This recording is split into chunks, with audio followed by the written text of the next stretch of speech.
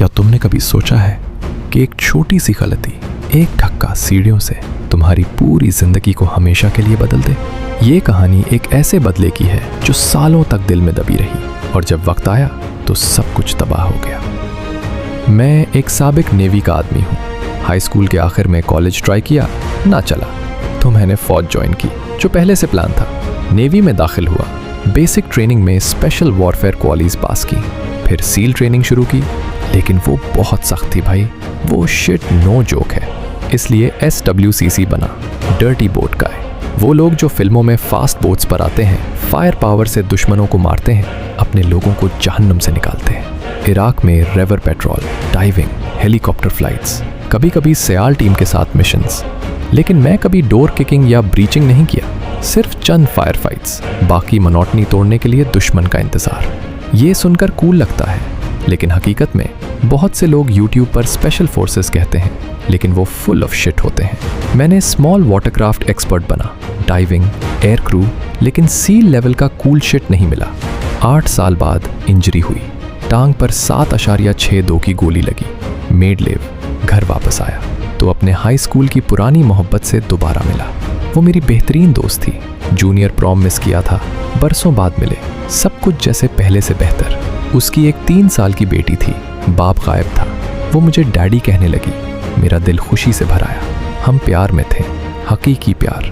दिन भर memes share करते, रातों को बच्चे को सुला के एक दूसरे के साथ। ये सब कुछ ख्वाब जैसा था। मैंने जंग देखी थी, गोलियां खाई थी, लेकिन ये प्यार, ये मुझे सबसे ज़्यादा डराता था। मैं उससे हेड ओवर हील्स था, रियल लव, जो पहले कभी नहीं मिला था। लेकिन हर अच्छी चीज़ में कॉम्प्लिकेशन आती है। उसकी ज़िंदगी में आया उसका भाई, एक लंबा सफ़ेद वॉनबी गैंगस्टर, ट्वैकर, बेरोज़गार। उसने अपार्टमेंट में रहना शुरू कर दिया और यहाँ से सब कुछ बदल गया। ये सिर्फ शुरुआत है, आगे क्या हुआ, वो धक्का, वो धोखे, वो रिवेंज, जो न्यूक्लियर लेवल पर पहुँच गया। एक बात बताऊं, ज़्यादातर YouTube पर जो स्पेशल फोर्सेस ऑपरेटर्स नज़र आते हैं, फॉर्मर टीम या ग्रुप गाइज, वो सब फुल ऑफ शिट होते हैं। इनके कॉलीग्स ने असल हैवी लिफ्टिंग की और वो बस अपने पर्सपेक्टिव से स्टोरी सुनाते हैं ताकि किसी को तो बताना पड़े, बगैर आइडेंटिटीज रिवील किए। वो खुद को हीरो बनाकर पेश करते हैं, लेकिन हकीकत में वो बस बोट ड्राइव करते थे या सपोर्ट रोल में थे। बहरहाल, मैंने बोट शिट से 8 साल बाद निकल आया, इंजरी की वजह से। टांग पर गोली लगी थी, दर्द अब भी याद दिलाता है। लेकिन करियर ख़त्म नहीं हुआ। बाकी 4 साल स्पेशल वॉरफेयर में रहे, लेकिन अब साइबर ओरिएंटेड स्टफ करता था, मजीद टेक्निकल, कम फील्ड वर्क, ज़्यादा ब्रेन वर्क। फिर रिटायरमेंट हुई, VA कार्ड लिया, बेनिफिट्स मिले, कुछ सेमेस्टर्स स्कूल गया, साइबर सिक्योरिटी सर्टिफिकेशंस के लिए पढ़ा और अर्ली 2019 से प्राइवेट सेक्टर में हूँ। अपनी LLC बना ली, सब कुछ अपना, अच्छा पैसा, फ्रीडम। जिंदगी अब मुख्तलिफ है, लेकिन अच्छी है। लेकिन ये सब सिर्फ बैकग्राउंड है। असल कहानी अब शुरू होती है जब वो भाई आया और सब कुछ हेल में चला गया। तो ये कहानी असली तौर पर 2016 की शुरुआत से शुरू होती है। मैं अपने होम टाउन वापस आया था, जो एक बड़ी नेवी बेस के करीब था। करियर चेंज किया था, इंजरी के बाद मेड लिव पर था, तो मेरे पास वक्त था। उस वक्त मैंने अपनी हाई स्कूल की पुरानी सूट हार्ट से दोबारा राब्ता किया। वो मेरी बचपन की बेहतरीन दोस्त थी। जूनियर प्रॉम का मौका गवा दिया था। ग्रेजुएशन के बाद मैं एनलिस्ट हो गया, हम अलग हो गए। बरसों बाद मिले। इस दौरान उसकी एक बेटी हो गई थी, एक प्यारी सी 3 साल की लड़की। डैडी गायब था और ये उसका नुकसान था, क्योंकि वो बच्ची वाकई एक जवाहिर थी। हम जल्दी करीब आ गए। चंद माह बाद वो मुझे डैडी कहने लगी। मेरा दिल आसमान पर उड़ने लगा, खुशी से भर गया।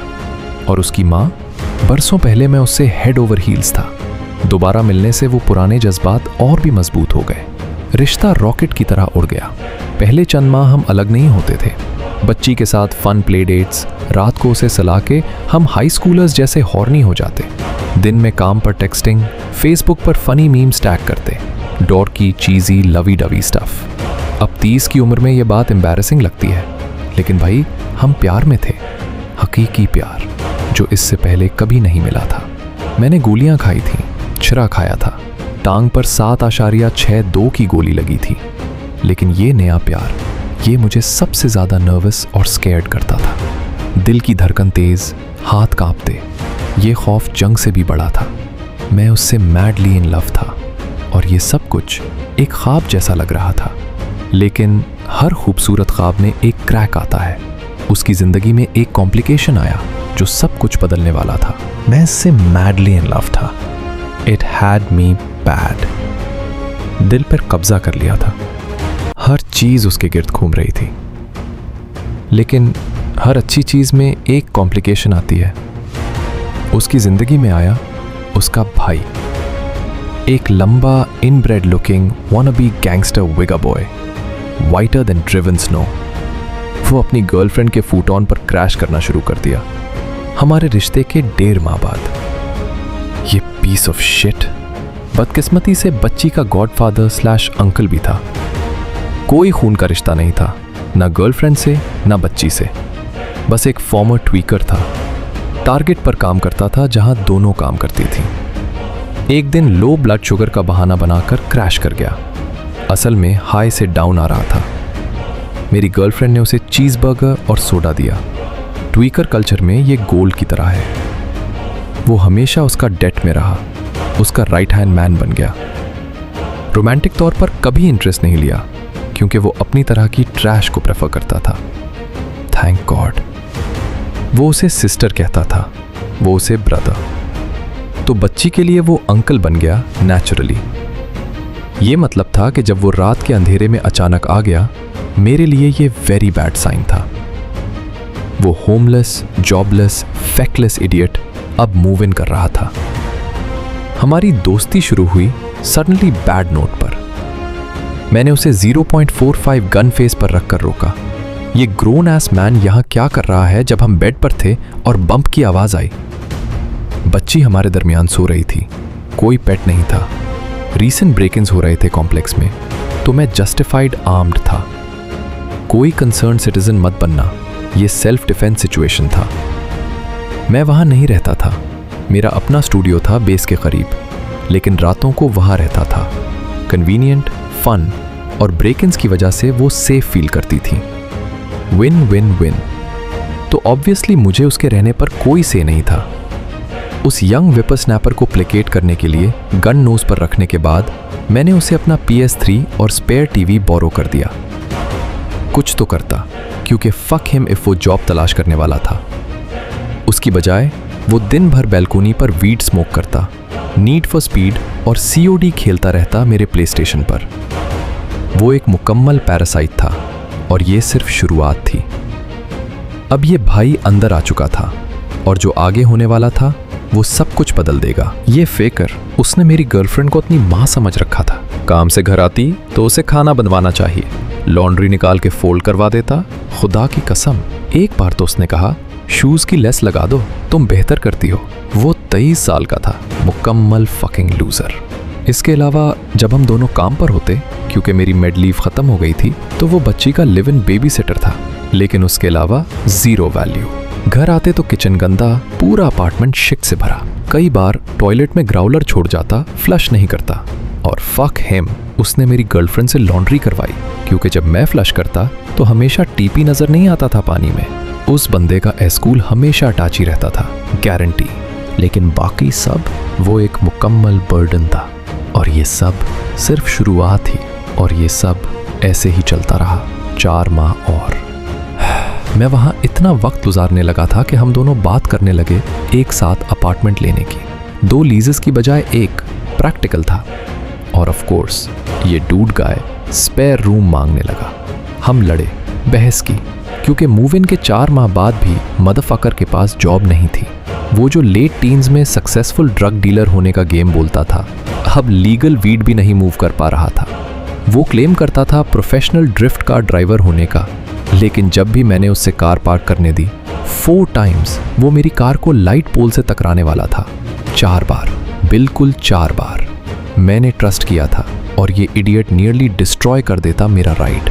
और हर बार जब हम आर्ग्यू करते या छोटी सी स्पैट होती, उसके मुंह से ये ही निकलता, मैं तेरी एस किक करूंगा। अगर मैं खुद नहीं कर सका तो मेरे बहुत दोस्त हैं जो कर सकते हैं और करेंगे।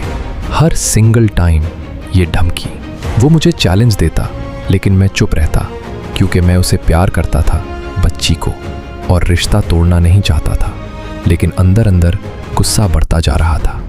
ये थ्रेट्स, ये लेजीनेस, ये सब एक दिन फटने वाला था।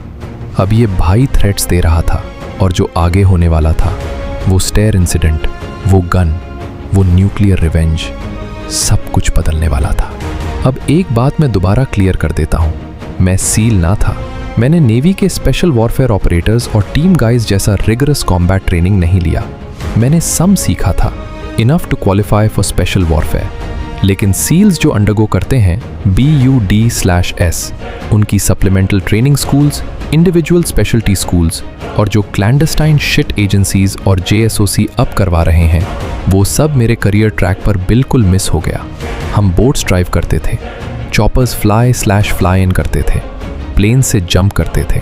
कभी कभी सील टीम के साथ मिशन होता था, लेकिन ज़्यादातर टाइम पार्टनर फोर्स OP या एस्कॉर्ट OP होता था, किसी टेरिटोरियल वाटरवे में जो हमारे लिए अलाउड नहीं होती। शायद हम कुछ डाइवर्स को मर्ग से निकालते थे और एक्सट्रैक्ट तक बाकी रास्ते में इस बारे में चुप रहते थे, क्योंकि ये वन ऑफ दोज मिशंस होती थी। इसलिए सील्स को फ्रॉगमैन भी कहते हैं। ये सब रियल था, कोई मूवी जैसा ग्लैमर नहीं, लेकिन ये मेरा करियर था और ये सब सिर्फ बैकग्राउंड है। मैं इंजर्ड था। इस वक्त दोनों टांगें चल सकती थी, लेकिन अगर पेन किलर्स अच्छे काम ना करते या मौसम ख़राब होता तो कई दिन ऐसे होते जब सीधा खड़ा ना हो सकता था बग़ैर किसी चीज़ का सहारा लिए। लेकिन बाकी जिस्म अभी भी डिसेंट शेप में था। मैंने फ्लीट में ब्राज़ीलियन जूजित्सु ट्रेन किया था। बेस पे कुछ फिलिपिनो गाइस से काली और सिलक प्रैक्टिस की। इसी वजह से मुझे लुम्पिया इतना पसंद है। मुख्तलिफ शूटिंग स्टांसेस सीखे, सेंटर एक्सिस रीलॉक, नेवी करियर की वजह से CQB शूटिंग कोर्सेज अटेंड किए। मैं रैम्बो नहीं था, लेकिन फकिंग स्लाउच भी नहीं, और मैं ये फकर को बेयर हैंड से मार सकता था। 1911 की ज़रूरत नहीं थी, लेकिन मैं उसकी सिस्टर से प्यार करता था। मैं उससे शादी करना चाहता था, बच्ची को अडॉप्ट करना चाहता था। इसलिए जब भी वो फ्लैश ऑन करता, मैं ज़ुबान काट लेता था। हफ्ते गुजरते गए, कभी कभी वो मुझ पे स्नैप करता रहता। मैंने डिसाइड किया अब बस। एक रात जब मैं घर जा रहा था, मैंने अपना PS3 और टीवी साथ ले लिया। उसने ये बहुत पसंद किया। उसने डिक्लेयर किया, तू अपार्टमेंट से बैंड है। मेरी गर्लफ्रेंड ने याद दिलाया, ये मेरा अपार्टमेंट है, मेरे रूल्स, और तू रिस्पेक्टफुल हो। फिर एक फेटफुल मॉर्निंग, शायद एक हफ्ता बाद, मैं रात भर रहा था। सुबह जल्दी उठे क्योंकि बेस जाना था। वो काम पर बच्ची को कार सीट में बकल कर रहे थे। अचानक याद आया, वॉलेट अंदर रह गया। वापस गया, वॉलेट उठाया और फ्रंट डोर की तरफ चल पड़ा। और तब एस फक मगी ने पाइप अप किया, you are cleaning those dishes when you get back. वो डिशेज जो उसने रात को खुद गंदे किए थे। Late night stoner mac and cheese के लिए मिक्सिंग बोल और स्पून्स। ये लम्हा वो स्पार्क था जो आगे होने वाला था। प्यारे सामईन, दोज डिशेज वही थे जो उसने रात को खुद गंदे किए थे। Late night stoner mac and cheese बना था और इसके लिए मिक्सिंग बोल और 4 अलग वुडन स्पून्स की ज़रूरत पड़ी थी। क्या ज़रूरत थी? God knows. मैंने डिशेस को देखा, उसको देखा, फिर डिशेस को, फिर उसको, और फिर मैंने कहा, तू हाय है, खुद क्लीन कर बिच, और कभी मुझे ऑर्डर मत देना। फिर मैंने बेस्ट अबाउट फेस किया जो एक आदमी लो पेन किलर्स और हाई पेन प्लस सॉल्ट पे कर सकता है, और दरवाजे से बाहर निकल गया। मैं स्टेयरवेल में 6 to 7 स्टेप्स नीचे उतरा ही था कि दरवाज़ा ज़ोर से खुला। मैंने मुड़ के देखा, वो दोनों हाथों से मुझ पर आ रहा था। उसने मुझे बाकी स्टेयर से धक्का दे दिया। मैं ज़ोर से पीठ के बाल गिरा, सांस रुक गई, सर पीठ कॉन्क्रीट डेक पे लगी, टांग में फ्रेश आग लग गई। फिर वो मुझ पर छड़ाया, देश से बाहर निकाला और मैंने काम शुरू कर दिया। पेन से दांत भींचकर मैंने उसके ऊपर चढ़ने की कोशिश की और फिर उसके चेहरे पे हेल बरसा दिया फिस्ट से। होंठ फाड़ दिए, आंखों और टेम्पल पे पॉप किया, एडम्स एप्पल को नाइस लिटिल टैप दिया। मैं फकिंग फ्यूरियस था। उस मोमेंट में ऑनेस्टली मुझे परवाह नहीं थी अगर मैं उसको मार डालूं। किसी को तो मारना था और वो मैं नहीं था। ये लड़ाई, ये धक्का, ये सब रिवेंज की तरफ एक बड़ा स्टेप था। अब आगे वो कॉन्सिक्वेंसेस, वो गन, वो न्यूक्लियर लेवल पे बैक। लेकिन उसने दूसरी बार उसकी जान बचाई। वो सोच रही थी कि इतना टाइम क्यों लग रहा है। जब येलिंग सुनी, वो दौड़ती हुई आई। मुझे ऊपर देखा, उसके चेहरे पे हेल बरसा रहा था। उसने चीखा, रुक जा, गेट ऑफ हिम। मैं रुक गया, उतर गया। जैसे ही मैं उतरा, उसका मुंह चल पड़ा। सिस्टर, उसने मुझे मारने की धमकी दी। उसने मुझे अटैक किया, मुझे स्टेयर से धक्का दिया सिर्फ PS3 वापस मांगने की वजह से। वो झूठ था, फकिंग बुलशिट। नेबर की सिक्योरिटी कैमरा ने सब रिकॉर्ड किया था, सच्चाई दिखा दी। लेकिन उस मोमेंट में वो लिविड थी और वो बिल्कुल हक पे थी। मैंने उसको वर्क पे छोड़ दिया, बच्ची को डे केयर, फिर बेस गया। सीओ को एक्सप्लेन करना पड़ा, ब्लडी नकल्स क्यों, कोल्ड पैक सर पे क्यों। उन्होंने ऑफर किया पुलिस कॉल करने का, चार्जेस प्रेस करने के लिए। मैंने मना कर दिया। सीओ ने ऑलमोस्ट ऑर्डर दिया, कॉल पुलिस वरना मेड लीव पे वापस डाल दूंगा, जो टेक्निकली वो नहीं कर सकता था। मैंने जवाब दिया, मैं मेड लीव पे रहना पसंद करूंगा, लेकिन अपनी गर्लफ्रेंड को खो नहीं सकता सिर्फ उसके ब्रदर पे कॉप्स बुलाने की वजह से। सीओ ने मुझे क्लियर कर दिया, बिल्कुल नो अनसर्टेन टर्म्स में, तू एक particularly stupid kind of asshole है और ये बात तेरे आस में बाइट करेगी समडे। वो बिल्कुल सही था। मैं स्टूपिड था, प्यार में अंधा। लेकिन ये सब सिर्फ एक शुरुआत थी। Breakup, threats, arson, home invasion और वो न्यूक्लियर रिवेंज जो आगे आने वाला था। ये लम्हा वो टर्निंग पॉइंट था। प्यार खत्म होने वाला था और बदला शुरू होने वाला था। और सीओ बिल्कुल सही था। भाई ने अल्टीमेटम दे दिया, या तो मैं चला जाऊं और वो मुझे डंप करे, या वो जाए और उसकी और बच्ची की जिंदगी से निकल जाए। अपनी एक्स के लिए फेयर बोलो, वो लूजर बच्ची की जिंदगी का सबसे कांस्टेंट मेल फिगर था बर्थ से। अगर वो चला जाता तो बच्ची के लिए डेवस्टेटिंग होता।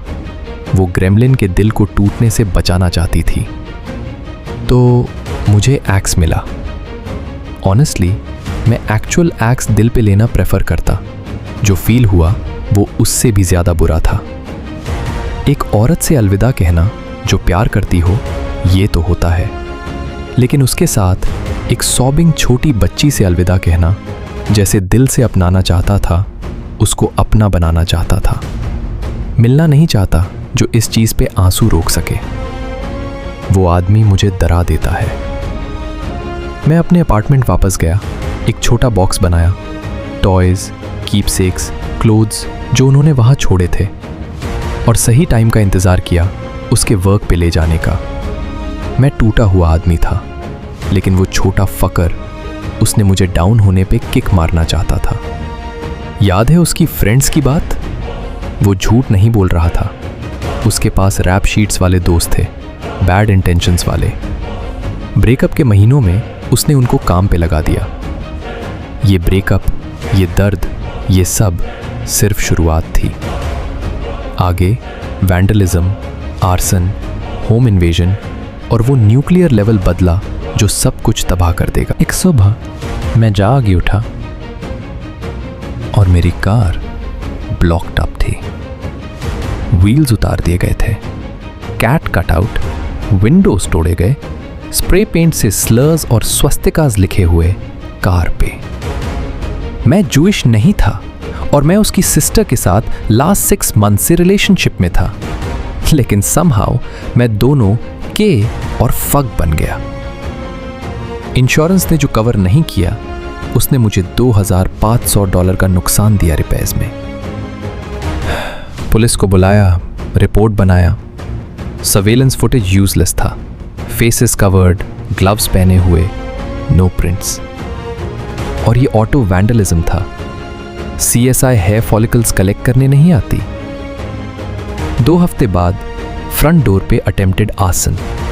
कोई मास्क और हुडी पहने मोलोटोव कॉकटेल जलाया, वेलकम मैट पे फेंका। अगर अपार्टमेंट के फायर स्प्रिंकलर्स एक्चुअली वर्किंग ना होते, मेरा अपार्टमेंट जल जाता। मैं उसमें 3rd फ्लोर बैल्कनी से जंप नहीं कर सकता था। ये क्राइम ज्यादा सीरियस था। कॉप्स बहुत इंटरेस्टेड द सॉल्विंग में। लेकिन फिर से no usable prints, face camera के लिए कवर्ड, एक्सेट्रा। सब बर्बाद होने वाला था, लेकिन वो स्प्रिंकलर्स ने जान बचा ली। ये सब उस ब्रदर की तरफ से था। वो डाउन होने पे किक मर रहा था, लेकिन ये सिर्फ शुरुआत थी। आगे थ्रेट्स एस्केलेट, होम इन्वेजन, वो गन और वो न्यूक्लियर लेवल बदला जो सब कुछ खत्म कर देगा। फिर 1 महीना बिल्कुल क्वाइट रहा। मेरी एक्स ने मुझे रीच आउट किया जब उसको फायर की बात सुनी। मैंने उसको सीधा कहा, मैं फकिंग जानता हूं ये उसके ब्रदर का काम है, लेकिन प्रूफ नहीं है। उसने कहा वो उससे बात करेगी, और कोइंसिडेंटली कुछ दिन कुछ नहीं हुआ। लेकिन कॉप्स उसके पास गए। उसका नाम पर्सन ऑफ इंटरेस्ट के तौर पे दिया था मैंने। ब्रेकअप के महीने भर में उसकी एक्स ने उसको फोर्स किया जॉब ढूंढने का, वरना किक आउट कर देगी। तो उसने टाउन के एक ऑटो शॉप में पार्ट टाइम गिग पकड़ ली। वो शॉप जिसका रीप था, जहां मत जाओ लेकिन किसी को हेट करते हो तो रेकमेंड कर दो। वहां कॉर्नर्स कट करते थे, perfect job for the fuck weasel. लेकिन एक दिन कॉप्स उसके बारे में फायर की बात पूछने आए। ओनर्स को कॉप्स एम्प्लॉयज के बारे में पूछते देखना पसंद नहीं आया, और वो सिर्फ हफ्ते 2 हफ्ते से था, तो बूट मिल गया। उसने बहुत अप्रिशिएट किया ये। फिर एक रात मैं वर्क से घर आ रहा था। जिम रुक के वर्कआउट किया, अच्छा स्वेट आया। ग्रोसरी स्टोर से बाइट खरीदा। एंटरप्राइज रेंटल कार में स्पॉट पे पार्क किया। मेरी ओरिजिनल कार अभी शॉप में थी, और अपार्टमेंट में अंदर चला गया। ये रात वो रात थी जब सब कुछ बदल गया। फुटस्टेप्स, हुडेड फिगर्स, गुन्हा और वो न्यूक्लियर रिवेंज जो अब शुरू होने वाला था। आगे वो होम इन्वेजन, वो शूटिंग, वो कॉन्सिक्वेंसेस। रियल क्विक, मैं 21 से ज़्यादा उम्र का था, guns legally on the, concealed carry permit था, लेकिन बेस पे जाने वाले दिन पिस्टल नहीं कैरी करता था। ये बहुत रेयर था कि जॉब डिस्क्रिप्शन में pistol carry at all times ना हो तो बेस पे वेपन अलाउड हो। मैं पिस्टल कार में नहीं छोड़ सकता था, और वर्क के वक्त सिक्योर स्टोरेज नहीं था, तो मैंने गन साथ लेने का ऑप्शन ही ड्रॉप कर दिया। इसी वजह से उस सुबह जब शिट-डिक ने मुझे जंप किया, मैं अनआर्म्ड था। मैं 3rd फ्लोर पे रहता था, ऊपर 4th फ्लोर, स्टेयर्स उस तरफ। मैंने फुटस्टेप्स सुने, फास्ट डाउन आते हुए। मड के देखा 4 गाइज हुड्स, मास्क्स, ग्लव्स पहने मुझ तरफ आ रहे थे। मेरा दरवाज़ा ओपन था। मैंने ग्रोसरीज ड्रॉप किए और दरवाज़ा स्लैम करने की कोशिश की। वो फुट वेज करके अंदर घुस गए अपार्टमेंट में। जो हुआ वो सिर्फ 14 सेकंड्स में हुआ। नेबर अक्रॉस द वे ने फायर के बाद सिक्योरिटी कैम लगाया था, तो exact time stamps second by second पता है। मैंने लोडेड पिस्टल क्लोजेट में फ्रंट डोर के पास रखा था। इररिस्पॉन्सिबल था, जानता हूँ, लेकिन तब यंगर और नाइव था। पहले गाय से स्कफल में मैंने हाथ क्लोजेट में डाला, गन पकड़ी, खुद को पीछे पुश किया, कुछ फीट स्पेस बनाया।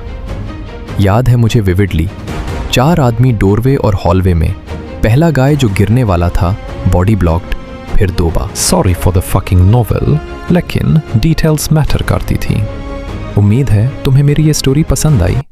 अगर ये पूरी उर्दू रिवेंज स्टोरी दिल तोड़ने वाली, एक्शन पैक्ड और अल्टीमेट जस्टिस वाली पसंद आई तो अभी लाइक ज़रूर मारो। उर्दू रिवेंज स्टोरीज चैनल को सब्सक्राइब करो। मज़ीद ऐसी सैवेज, इमोशनल, लॉन्ग कहानियाँ आती रहेंगी। बेल दबा दो ताकि हर नई स्टोरी मिस ना हो। कमेंट में ज़रूर बताओ तुम्हारा फेवरेट पार्ट क्या था इस स्टोरी में। तुमने कभी ऐसा इंटेंस रिवेंज सोचा है अपनी ज़िंदगी में? दोस्तों के साथ शेयर करो, देखो कौन लास्ट तक सुनता है और कमेंट करता है।